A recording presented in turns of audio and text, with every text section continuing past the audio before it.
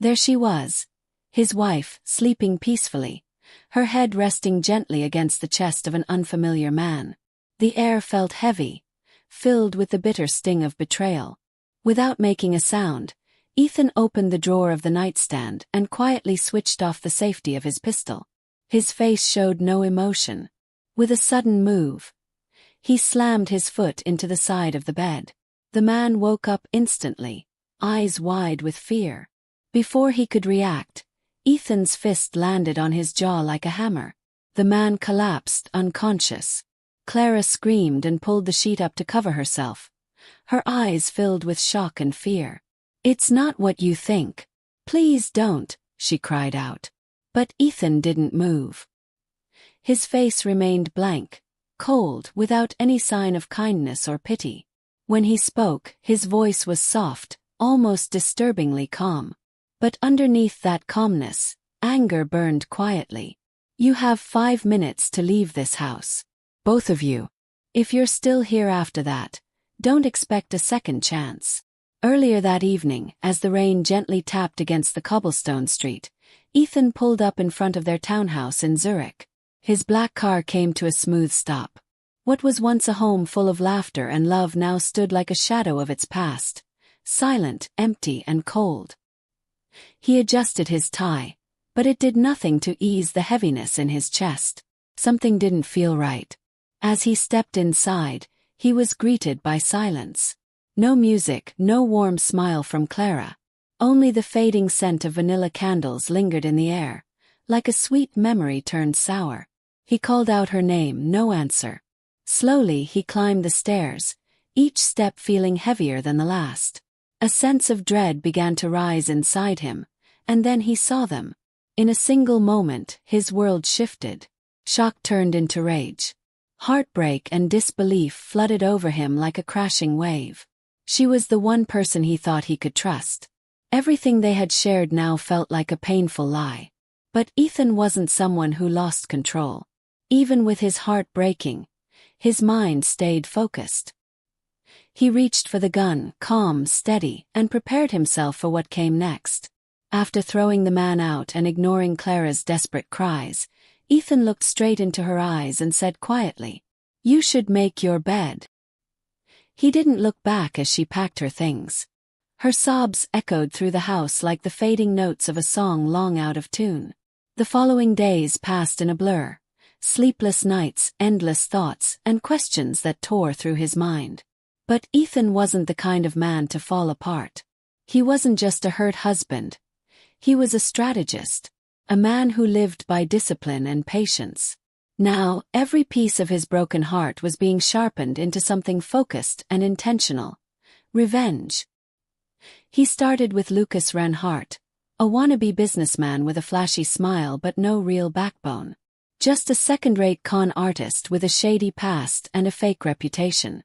Ethan hired a private investigator, and within days, the truth came pouring in. Unpaid loans, dishonest deals, and another affair on the side. The man was a walking disaster. Then came Clara. Betrayal or not, Ethan still understood her better than she understood herself. She had a soft spot for grand apologies and emotional memories. Slowly, bit by bit, he pulled her back in.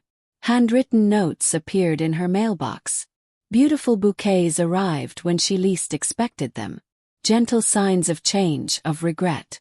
It was a carefully planned act, flawless in every way. And then, one evening over a candlelit dinner filled with soft music and shared memories, Ethan gently slid a small velvet box across the table. She opened it. Inside was the same diamond necklace she had once admired endlessly. Tears filled her eyes. "Do you really mean this?" she whispered. "What is all this?" Ethan gave her a warm smile. "We've been through too much to let it end like this. Let's begin again." But Clara couldn't see the truth. Not even close.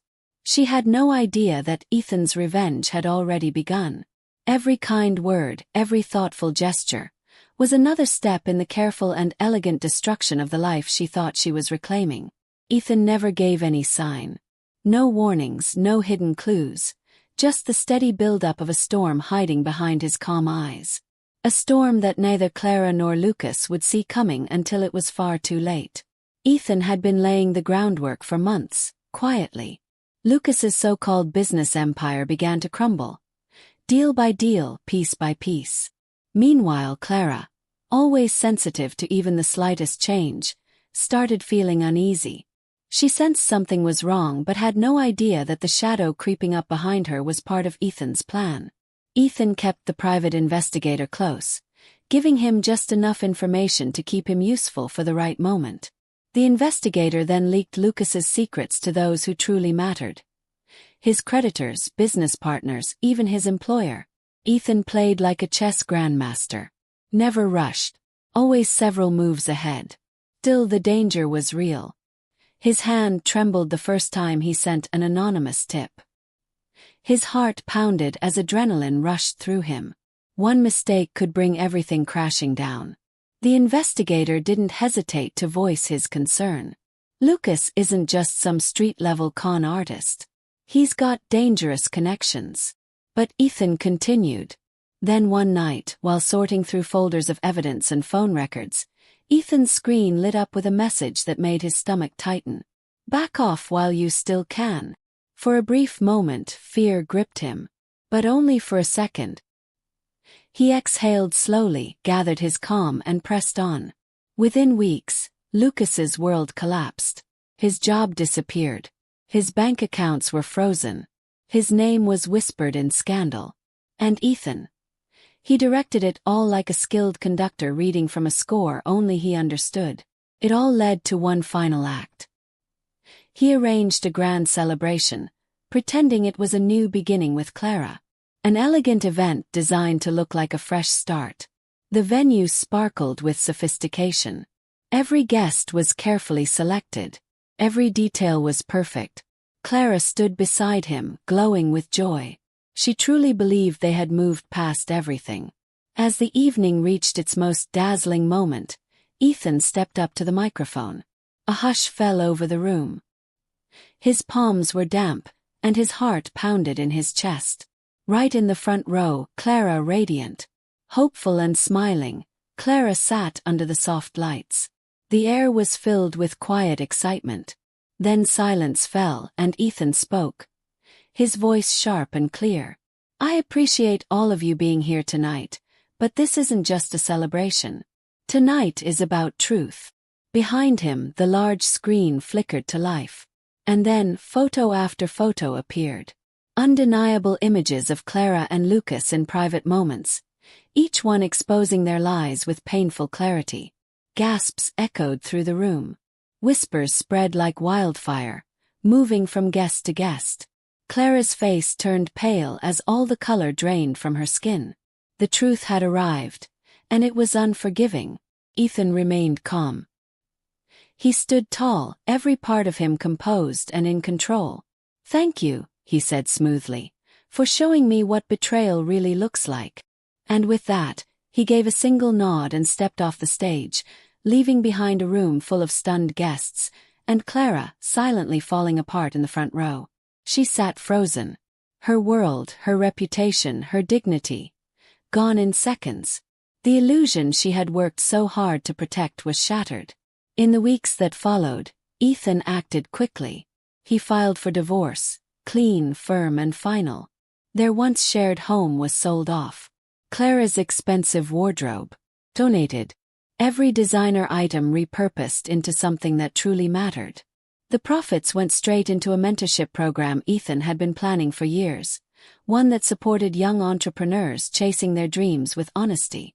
Cause he now valued more than ever. Clara, shaken and desperate, tried everything to reach him. He sent texts, he called. She even wrote long emotional letters by hand, pouring her heart onto every page. He never answered. When she appeared at his office in tears, clutching a note like it might change everything, he wouldn't even look her in the eye. He didn't let her in. Soon the lies started. Out of pride, panic, or both, Clara began spreading rumors to their mutual friends. She claimed Ethan had cheated first. But the truth was already known. Nobody believed her. Her reputation couldn't be repaired. As for Lucas, He disappeared, vanished completely. No one asked where he'd gone, and honestly no one cared. He became nothing more than a forgotten chapter in someone else's downfall. But Ethan wasn't finished yet. He took Clara's beloved art collection to court and won. Piece by piece, her once prized gallery was sold at auction. The money went straight into his mentorship program, helping others who still had something real to build. Then came the final blow. Clara was quietly dismissed from her job. An anonymous tip had landed on her employer's desk, full of detailed, undeniable information about her actions. Her carefully built career fell apart. Bit by bit she crumbled. The perfect image she had tried to maintain collapsed. And behind it stood a woman few even recognized anymore. No one rushed to her side. No one stood up for her. Meanwhile, Ethan stood quietly on the balcony of his new apartment, high above the glowing city lights. Skyscrapers twinkled in the distance like stars. The air was cool and peaceful. And for the first time in what felt like forever, he exhaled. Not out of pride. Not from anger. But from peace. It wasn't revenge that filled him now. It was freedom. Clarity. Not the kind that comes from tearing someone down, but from rising on your own. Because sometimes the deepest wounds don't make you bitter. They make you unbreakable.